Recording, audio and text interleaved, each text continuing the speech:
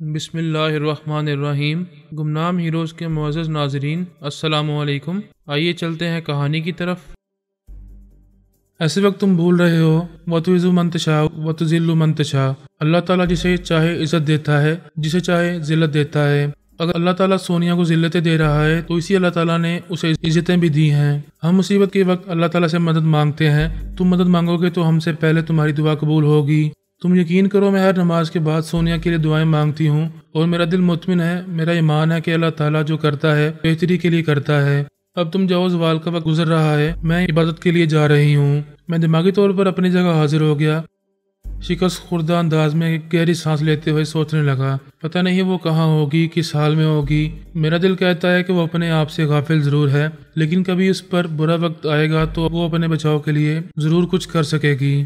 مجھے اس دشمن پر ایک ذرا بھروسہ نہیں تھا، پتہ نہیں وہ کیوں ایسا کر رہی تھی اور آئندہ کیا کرنے والی تھی۔ اگر وہ سونیا کی جگہ لینے کے لیے ہی ایسا کر رہی تھی تو وہ بہت ہی نادان تھی۔ جس کا دل جیتنا چاہتی تھی اسی کا دل توڑ رہی تھی۔ کم وقت کی عمر بہت لمبی تھی، یاد کرتے ہی چلی آئی۔ کہنے لگی، تمہارے جیسے سربلند پہاڑوں کی چوٹیاں آسمان کی طرف منہ اٹھائے یوں لگتی ہیں جیسے سوچ میں گم ہو۔ تم بھی پہاڑ ہو، تمہارے پاس بھی اب منہ اٹھا کر سوچنے کے سوا کوئی کام نہیں رہ گیا۔ سچ بولو، ابھی سونیا کے بارے میں سوچ رہے تھے نا؟ میں نے کہا، تم کامیابی کے زوم میں یہ سمجھ نہیں پا رہی ہو کہ تم سے کتنی بڑی حماقت ہو چکی ہے۔ ابھی وقت ہے، جتنی جلدی ہو سکے سونیا کو میرے پاس لے آؤ۔ میں اپنے رب کریم کو حاضر و نظر جان کر وعدہ کرتا ہوں کہ تمہارے جو مطالبات ہوں گے وہ سب پورے کروں گا۔ میرے پاس ٹیلی پیتھی کی صلاحیتیں ہیں، ذہانت ہے، میں جو چاہتی ہوں حاصل کر لیتی ہوں، اس لیے کسی سے کوئی مطالبہ نہیں کرتی، کسی سے بھیک نہیں مانگتی۔ اتنے غرور سے نہ بولو، تم مجھ سے بھیک مانگ رہی ہو، میری طلب میں دیوانی ہو رہی ہو، مجھ سے میری قربت کی بھیک مانگتی رہتی ہو۔ یہ تم اپنی سوچ کے مطابق بول رہے ہو۔ میرا نقطہ نظر یہ ہے کہ میں تم سے نہیں مانگ رہی ہوں، بلکہ سونیا سے تمہیں چھین رہی ہوں۔ وہ جذباتی انداز میں بول رہی تھی۔ ایک لمحہ رک کر وہ ایک گہری سانس لے کر بولی، یہ اچھی طرح جانتی ہوں کہ ایک ہاتھ سے تمہیں مانگوں گی اور دوسرے ہاتھ سے سونیا کو تمہارے حوالے کرنا ہوگا، اور میں ایسا نہیں کروں گی۔ کیا تم یہی بکواس کرنے آئی ہو؟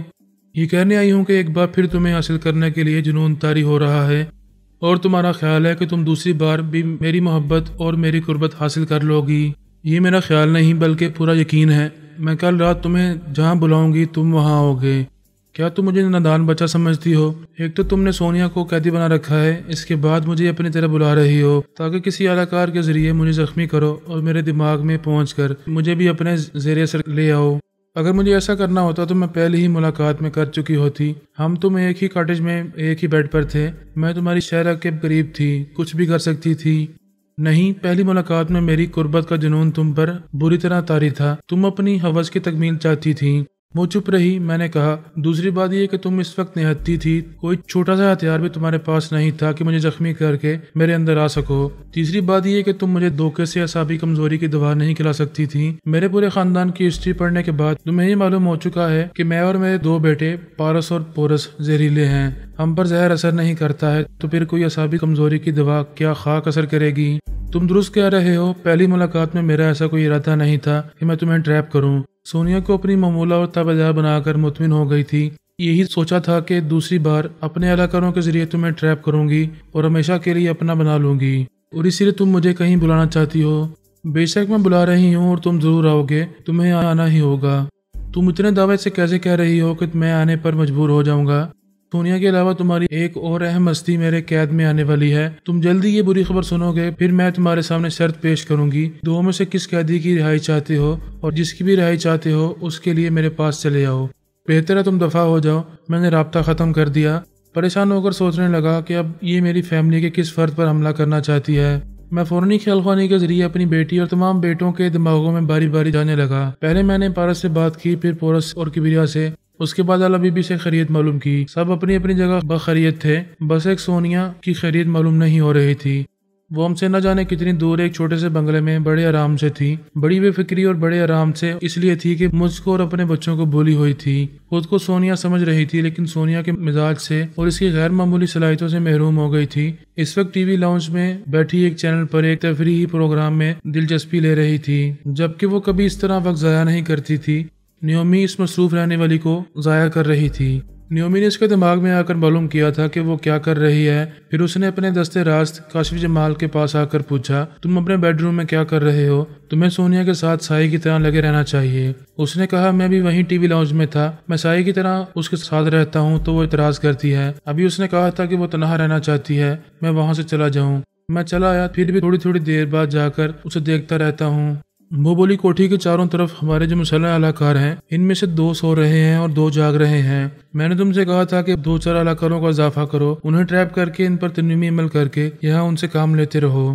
میں نے 2 کام کے آدمیوں کو تلاش کیا ہے، لیکن ان پر تنویمی عمل کرنے کا موقع نہیں مل رہا۔ سونیا مجھے کسی نہ کسی کام میں مصروف رکھتی ہے، کبھی اچانک مجھ سے باتیں کرنے لگتی ہے، کبھی یہاں وہاں جاتی ہے تو مجھے اس کے پیچھے جانا پڑتا ہے۔ جب یہ گہری نیند سو جائے گی تو میں ان 2 افراد کو تابعدار بنا کر یہاں بلاؤں گا۔ ویسے ایک بات پوچھنا چاہتا ہوں۔ ہاں پوچھو، کیا بات ہے؟ جب تم اسے اپنی معمولہ اور تابعدار بنا چکی ہو اور اس پر 1 بار نہیں 2 بار تنویمی عمل کر چکی ہو تو پھر اتنی پریشان کیوں ہو؟ کیا تمہیں شبہ ہے کہ اس کے باوجود یہ تمہاری گرفت سے نکل جائے گی؟ میں نے اس پر بہت ہی ٹھوس اور مستحکم عمل کیا ہے، یہ کبھی میری گرفت سے نہیں نکل سکے گی، لیکن ان کی پوری ہسٹری یہ بتاتی ہے کہ یہ خلاف توقع کچھ بھی کر گزرتے ہیں۔ بعد میں پتہ چلتا ہے کہ انہوں نے دشمنوں کی کون سی غلطی سے یا کون سی کمزوری سے فائدہ اٹھایا تھا۔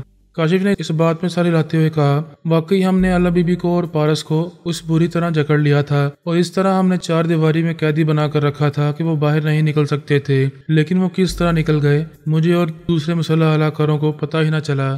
اسی لیے کہتی ہوں محتاط رہو۔ میں بھی بہت محتاط رہتی ہوں، بار بار آ کر سونیا کے دماغ میں جھانکتی رہتی ہوں۔ بہرحال میں جا رہی ہوں، پھر تھوڑی دیر بعد آؤں گی۔ اس نے آلا بی بی کا لب و لہجہ اختیار کیا، پھر خیال خوانی کی پرواز کرتی ہوئی پارس کے پاس پہنچ گئی۔ ہیلو برادر، آپ کیسے ہیں؟ میں بالکل ٹھیک ہوں، تم کیسے آ گئیں؟ جب سے معلوم ہوا ہے کہ الپا کو اغوا کیا گیا ہے اور وہ ہمارے لیے پرائی ہو گئی ہے، تب سے میں 2 بار ارناکوف کے اندر آ چکی ہوں تاکہ اس کے بارے میں معلوم کرتی رہوں۔ میں نے سوچا کوئی خاص بات ہوگی تو آپ کو بتاؤں گی۔ تم آئی ہو تو اس کا مطلب ہے کہ کوئی خاص بات ہونے والی ہے۔ ہاں، تھوڑی دیر پہلے وردان اس کے دماغ میں آیا تھا، کہہ رہا تھا کہ وہ اس سے ملنا چاہتا ہے لیکن ملنے کے لیے اپنے اس بنگلے میں نہیں آئے گا۔ پارس نے کہا، وہ ہم سے بری طرح سہما ہوا ہے، شاید جگہ بدلنا چاہتا ہے۔ کیا اس نے کوئی جگہ بتائی ہے؟ اس نے کہا ہے کہ ابھی 15 یا 20 منٹ کے بعد آ کر ارناکوف کو ایک جگہ لے جائے گا۔ اس نے اس جگہ کا نام نہیں لیا ہے، اس کا مطلب یہ ہے کہ وہ ارناکوف کو غائب دماغ بنا کر اس بنگلے سے نکالے گا اور پھر کسی خفیہ اڈے میں پہنچائے گا اور اس بات کا خاص خیال رکھے گا کہ کوئی اس کا تعاقب نہ کر رہا ہو۔ تمہارا خیال درست ہے، وہ ایسا ہی کرے گا۔ آپ اپنے اس ہوٹل کے کمرے میں بالکل تیار رہیں، میں آدھے گھنٹے کے اندر آپ کو آ کر بتاؤں گی کہ اسے کہاں پہنچایا گیا ہے۔ وہ پارس کے دماغ سے نکل آئی، پھر ارناکوف کے اندر پہنچ گئی۔ اسی ہوٹل کے مینیجر سے رابطہ کرنے پر مائل کیا۔ ارناکوف نے فون کے ذریعے اس ہوٹل کے مینیجر سے رابطہ کیا تو کاؤنٹر کلرک نے پوچھا، ہیلو، آپ کون ہیں؟ ارناکوف نے فون رکھ دیا۔ نیومی اس کاؤنٹر کلرک کے اندر پہنچ گئی، پھر اس کے ذریعے ہوٹل میں آنے جانے والوں کے اندر پہنچ کر کسی کام کے بندے کو تلاش کرنے لگی۔ پہاڑی علاقے کے اس ہوٹل میں باہر سے سیاح اور دوسرے جرائم پیشہ لوگ بھی آتے جاتے رہتے تھے۔ اسے 2 ایسے بندے ملے جو چرس کا کاروبار کرتے تھے اور انہوں نے اپنے لباس کے اندر ہتھیار چھپا رکھے تھے۔ نیومی نے اپنے دستے راست کاشف جمال کو اپنے اندر بلا کر کہا، میں تمہیں ایک شخص کے اندر پہنچا رہی ہوں، اس کے دماغ پر قبضہ جمائے رکھو، دوسرے کو میں قابو میں رکھوں گی۔ یہ دونوں ہوٹل کے اس کمرے میں جائیں گے جہاں پارس موجود ہے، ہم ان کے ذریعے اسے زخمی کریں گے، پھر میں اسے اپنے شکنجے میں لے لوں گی۔ نیومی نے پارس کو ٹریپ کرنے کے لیے وہی پہلے والا نسخہ آزمایا تھا جو الپا پر آزما چکی تھی، یعنی اس کے دماغ میں بھی آلا بی بی بن کر گئی تھی۔ اس بار بھی اس نے آلا بی بی بن کر پارس کو دھوکہ دیا تھا۔ اس کے وہ دونوں اہلکار سیڑھیاں چڑھتے ہوئے اس کمرے میں پہنچے جہاں پارس موجود تھا۔ انہوں نے دروازے پر دستک دی، وہ کھلا ہوا تھا، ہاتھ کے دباؤ سے کھلتا چلا گیا۔ انہوں نے جا کر دیکھا، پھر اندر چلے گئے۔ ان کے اندر جاتے ہی پارس ایک دیوار کی آڑ سے نکل کر چلتا ہوا دروازے کے پاس آیا، پھر اس نے باہر سے اسے لاک کر دیا۔ اس کے بعد اطمینان سے سیڑھیاں اترتا ہوا وہاں سے جانے لگا۔ وہ اندر آنے والے اسے تلاش کر رہے تھے، وہ کمرے میں نہیں تھا۔ انہوں نے باتھ روم کا دروازہ کھول کر دیکھا، پھر پلنگ کے نیچے اور الماری کے پیچھے دیکھنے لگے۔ ان کے اندر بیٹھے ہوئے کاشف جمال نے نیومی سے پوچھا، وہ کہاں چلا گیا؟ نیومی نے فوراً ہی خیال خوانی کی چھلانگ لگائی، پارس کے اندر پہنچی، پھر بولی، برادر آپ کہاں ہیں؟ میں نے تو آپ کو کمرے میں رہنے کے لیے کہا تھا۔ وہ بولا، میں کمرے میں ہی تھا، کسی کام سے باہر نکلا تو دیکھا کہ 2 افراد میرے کمرے میں گھس گئے ہیں، میں نے فوراً ہی دروازے کو باہر سے لاک کر دیا ہے۔ اب ہوٹل والے ان دونوں سے نمٹ لیں گے، تم بتاؤ کیا خبر لائی ہو؟ تم کمرے میں چلو، ان دونوں کو باہر نکالو، میں وہیں بات کروں گی۔ تم انہیں کمرے سے باہر کیوں نکالنا چاہتی ہو؟ کیا وہ تمہارے رشتہ دار ہیں؟ وہ بولی، برادر اپنی بہن سے کیسی باتیں کر رہے ہو؟ وہ ہنستے ہوئے بولا، اچھا تو تم میری بہن ہو، وہی بہن ہو جو میری سسٹر الپا کے دماغ میں جا کر کبیرہ سے کہہ رہی تھی کہ وہ آلا بی بی ہے۔ تم وہی ایک چال دوسری بات چلنے کی حماقت کر بیٹھی ہو۔ وہ بولی اچھا تو تمہارے باپ نے مجھ سے پہلے آ کر بتا دیا ہے کہ میں کچھ چال چلنے والی ہوں۔ کوئی بات نہیں، ایک ناکامی سے کچھ نہیں ہوتا، میرے سامنے کامیابی کے اور کئی دروازے کھلے ہوئے ہیں، میں جا رہی ہوں۔ جسٹ اے منٹ، ابھی نہ جاؤ، پہلے میری بات سن لو۔ بولو کیا بولنا چاہتے ہو؟ تم نے سسٹر الپا کے ذریعے ارناکوف کے اندر جگہ بنائی ہے اور میں اس کے ذریعے وردان کو ٹریپ کرنا چاہتا تھا، لیکن اب یہ ممکن نہیں ہے۔ تم آئندہ بھی میرے راستے میں رکاوٹیں پیدا کرتی رہو گی، لہٰذا اب میں ارناکوف کے دماغی دروازے تمہارے لیے بند کرنے جا رہا ہوں۔ یعنی تم اسے ہلاک کرنا چاہتے ہو؟ اس کالا جادو جاننے والی چڑیل کو جہنم میں پہنچانا ہی تھا، ہم صرف اس لیے ڈھیل دے رہے تھے کہ اس کے ذریعے وردان تک پہنچنا تھا، لیکن اب ارناکوف ہمارے کسی کام کی نہیں رہی، اسے دوسرے جادوگروں کی طرح مٹی میں مل جانا چاہیے۔ اگر تم اپنے فائدے کے لیے، اپنے مقاصد حاصل کرنے کے لیے اسے بچا سکتی ہو تو بچا لو، اب یہاں سے دفع ہو جاؤ۔ یہ کہتے ہی اس نے سانس روک لی، نیومی اس کے دماغ سے نکل گئی۔ اس نے فوراً ہی ارناکوف کے اندر پہنچ کر کہا سوامی وردان کو فوراً بلاؤ۔ اس نے خیال خونی کے ذریعے وردان کو مخاطب کیا، پھر کہا نیومی کرسٹل میرے اندر ہے، تمہیں یاد کر رہی ہے۔ وردان نے ارناکوف کے اندر آ کر پوچھا ہیلو نیومی، مجھے کیسے یاد کیا؟ کوئی خاص بات ہے؟ تمہارے لیے بہت اہم اطلاع ہے، مجھے ابھی معلوم ہوا ہے کہ پارس دارجلنگ میں پہنچا ہوا ہے۔ اسے معلوم ہوا ہے کہ ارناکوف وہاں کے ایک بنگلے میں رہتی ہے اور وہ بنگلہ تمہارا ہے اور تم کسی دن اس سے ملنے والے ہو۔ وہ حیرانی سے بولا او مائی گاڈ، ان لوگوں کے معاملات کے ذرائع کتنے وسیع ہیں، پتہ نہیں انہوں نے کیسے معلوم کر لیا کہ دارجلنگ میں میرا بنگلہ ہے اور وہاں ارناکوف موجود ہے۔ نیومی نے کہا ان کی معلومات کے ذرائع جو بھی ہوں، ارناکوف کو اس بنگلے سے دوسری جگہ منتقل کرو ورنہ پارس اسے زندہ نہیں چھوڑے گا۔ وردان نے کہا جب پارس یہاں پہنچ چکا ہے تو اس کا مطلب یہ ہے کہ وہ تنہا نہیں ہوگا، اس کے کئی ٹیلی پیتھی جاننے والے اس بنگلے کی نگرانی کر رہے ہوں گے۔ میں ارناکوف کو یہاں سے منتقل کروں گا تو وہ اس کا پیچھا کرتے رہیں گے۔ دراصل وہ لوگ میری طاقت میں ہیں، ارناکوف کے ذریعے مجھ تک پہنچنا چاہتے ہیں۔ نیومی نے کہا وہ لوگ تم تک نہیں پہنچ سکیں گے کیونکہ تمہیں ان کی چال بازی معلوم ہو چکی ہے، تمہیں ارناکوف کی فکر کرنی چاہیے۔ وہ نیومی سے بولا میں فی الحال تمام مسلح گارڈز کو الرٹ کر رہا ہوں، اس کے بعد تم سے رابطہ کروں گا۔ اس نے دماغی طور پر حاضر ہو کر فون کے ذریعے اس بنگلے کے سیکیورٹی آفیسر کو مخاطب کیا، پھر کہا ایک دشمن بنگلے کے اندر گھس کر میری مہمان کو ہلاک کرنا چاہتا ہے، تم سب کو محتاط رہنا چاہیے۔ بنگلے کے احاطے میں کسی انسان کو تو کیا کسی جانور کو بھی داخل نہ ہونے دو، اگر کوئی جبرن گھسانا چاہے تو اسے فوراً گولی مار دو۔ میں ارناکوف کے اندر رہ کر ان کی باتیں سن رہا تھا، میں نے پارس کے پاس آ کر کہا ابھی تم اس بنگلے کے اندر نہ جاؤ، کہیں چھپ کر رہو، میں ان کی باتیں سن رہا ہوں، تھوڑی دیر بعد تم سے رابطہ کروں گا۔ ادھر وردان نے موبائل فون کے ذریعے نیومی سے رابطہ کیا۔ نیومی نے اپنے فون پر اس کا نمبر دیکھا، پھر اس کا بٹن دبا کر کان سے لگاتے ہوئے بولی ہیلو، ابھی ہم ارناکوف کے اندر باتیں کر رہے تھے، پھر فون کے ذریعے کیوں رابطہ کر رہے ہو؟ میں ایسی باتیں کرنا چاہتا ہوں جسے ارناکوف نہ سن سکے۔ ایسی کیا بات ہے؟ میں نے اس بنگلے کے اندر اور باہر سیکیورٹی گارڈز کو الرٹ کر دیا ہے، لیکن اس سے کچھ نہیں ہوگا۔ نیپال کے بنگلے میں بھی میرے کئی سیکیورٹی گارڈز تھے، فراد ان سب کو ڈانس دیکھ کر اندر پہنچ گیا تھا اور میرے لیے مصیبت بن گیا تھا۔ نیومی نے پوچھا کیا تم ارناکوف کو وہاں سے نکال کر کسی دوسری جگہ منتقل نہیں کر سکتے؟ تم دشمنوں کی ٹیلی پیتھی کی طاقت کو اچھی طرح سمجھتی ہو، ان کے پاس ایک نہیں کئی ٹیلی پیتھی جاننے والے ہیں۔ ارناکوف اس بنگلے سے نکل کر کسی بھی خفیہ پناہ گاہ کی طرف جائے گی تو وہ خیال خونی کرنے والے اس کے تعاقب میں رہیں گے، وہ باہر نکلے گی اور پہچان لی جائے گی تو اسے کہیں سے کوئی بھی گولی مار کر زخمی کرے گا اور اس کے دماغ میں جگہ بنا لے گا۔ نیومی نے کہا ہاں ایسا ہو سکتا ہے، میں نہیں چاہتا کہ ہمارے دشمن ارناکوف کے دماغ میں جگہ بنائیں اور اس کے خیالات پڑھ کر ہمارے سمجھوتے اور دوستی کے بارے میں بہت کچھ معلوم کر لیں۔ پھر تم اسے بنگلے کے اندر ہی رہنے دو، باہر نہ نکلنے دو، کسی بھی طرح اس کی حفاظت کرتے رہو۔ میں آخری وقت تک اس کی حفاظت کرتا رہوں گا، لیکن جب دیکھوں گا کہ اسے گولی مار کر زخمی کیا جا رہا ہے تو میں اسے زندہ نہیں چھوڑوں گا۔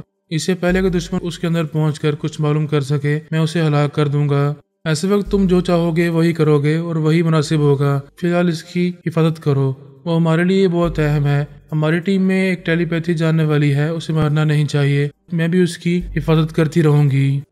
میں نے پارس کے پاس آ کر کہا نیومی اور وردان دونوں ارناکوف کے اندر رہ کر اس کی حفاظت کر رہے ہیں، بنگلے کے اندر اور باہر سخت حفاظتی انتظامات کیے گئے ہیں، لہذا تم اندر نہ جاؤ، جتنی جلدی ہو سکے دارجلنگ سے نکل جاؤ۔ وردان نے اپنے علاقاروں کو تمہاری تلاش میں لگایا ہوگا، خواہ مخواہ ان سے الجھنے کی ضرورت نہیں ہے۔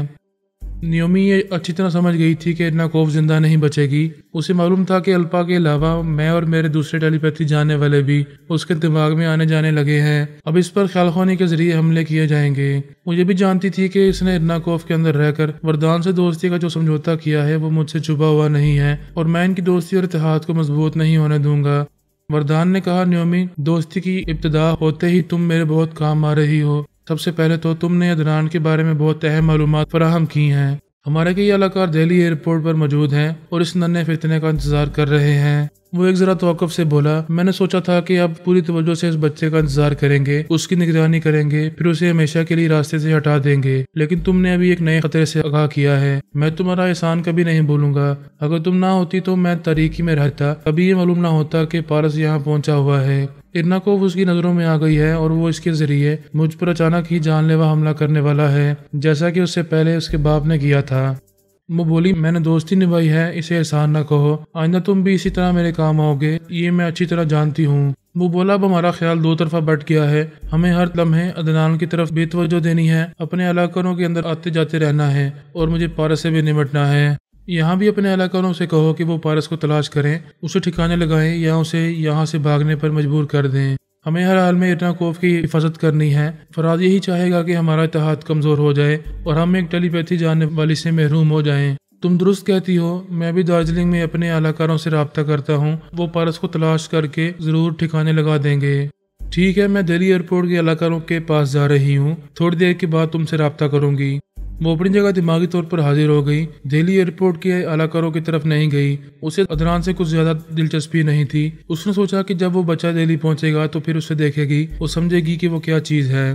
وہ خیال خوانی کے ذریعے میرے پاس آئی، میں نے کہا فون کے ذریعے رابطہ کرو، یہ کہتے ہی میں نے سانس روک لی۔ وہ چلی گئی۔ تھوڑی دیر بعد فون کے ذریعے رابطہ کر کے بولی، میں تمہارے بازو میں چلی آئی ہوں، پھر دماغ میں آنے سے کیوں روکتے ہو؟ آئندہ تم نہ بازو میں آ سکو گی، نہ دل میں، نہ دماغ میں۔ میری کوشش ہوگی کہ تم اس دنیا میں ہی نہ رہو، تمہارے حوصلے حد سے بڑھ چکے ہیں۔ اگر میں محتاط نہ رہتا تو میرے بیٹے پارس کی موت کا سامان کر چکی ہوتی۔ تم مجھے غلط سمجھ رہے ہو، میری دوستی اور محبت کے انداز کو سمجھو۔ میں نے اب تک تمہارے کسی بھی رشتہ دار کو یا ٹیلی پیتھی جاننے والے کو جانی نقصان نہیں پہنچایا ہے، صرف زخمی کیا ہے اور اپنا تابعدار بنایا ہے۔ میں پارس کو بھی اپنا تابعدار بنانا چاہتی تھی۔ یہ بات ہمیشہ یاد رکھو کہ میں تمہارے کسی بھی بیٹے، بیٹی یا بیوی کو جانی نقصان نہیں پہنچاؤں گی۔ جانی نقصان نہ صحیح، دوسرے پہلوؤں سے نقصان پہنچاتی رہو گی، ہمیں ذہنی طور پر الجھاتی رہو گی، ہمارے لیے ایک کے بعد ایک مسائل پیدا کرتی رہو گی۔ تمہاری یہ تمام شکایتیں ختم ہو جائیں گی۔ بس میری ایک بات مان لو، مجھے سونیا کی جگہ دے دو، اپنی لائف پارٹنر بنا لو۔ تم یہ خواب دیکھتی رہو گی اور شرمندہ ہوتی رہو گی، کیونکہ اس خواب کی تعبیر کا دروازہ کبھی نہیں کھلے گا۔ ایک بار تم دھوکے سے میری تنہائی میں آ چکی ہو، اس کے بعد یہ حسرت ہی رہ جائے گی۔ میں ایک جیتا جاگتا وجود لے کر اس دنیا میں آئی ہوں، حسرتوں کا مزار بن کر کبھی نہیں رہوں گی۔ کیا تم سمجھتے ہو کہ میں پارس کے معاملے میں ناکام ہونے کے بعد مایوس ہو جاؤں گی؟ نہیں، شیطان کبھی مایوس نہیں ہوتا، تم اس کی خالہ ہو۔ ایک طرف سے مایوس ہونے کے بعد کسی دوسری طرف سے نئے ہتھ کنڈے آزماؤ گی۔ تمہاری کوشش ہوگی کہ میری مزید کمزوریاں تمہارے ہاتھوں میں آتی رہیں، لیکن اب میں تمہیں ایسی کوششوں میں کامیاب نہیں ہونے دوں گا۔ ایسا دعویٰ کرتے وقت سونیا کو کیوں بھول رہے ہو؟ وہ تمہاری زندگی کی سب سے اہم ہستی ہے، کیا تم اس کی طرف سے فکر مند نہیں ہو؟